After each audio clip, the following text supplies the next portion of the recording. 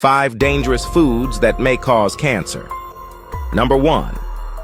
Processed meats, like bacon, sausages, and hot dogs. They contain nitrates and nitrites, preservatives that can turn into cancer-causing compounds.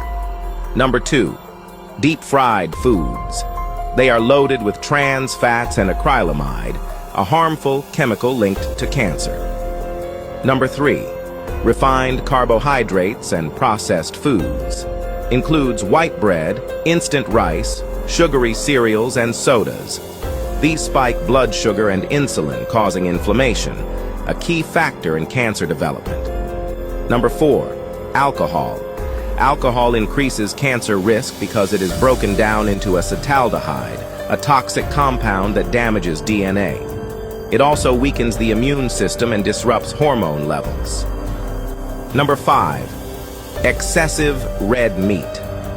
Includes beef, pork, and lamb. Linked to colorectal cancer, especially when consumed in large quantities. If nature didn't make it, don't take it.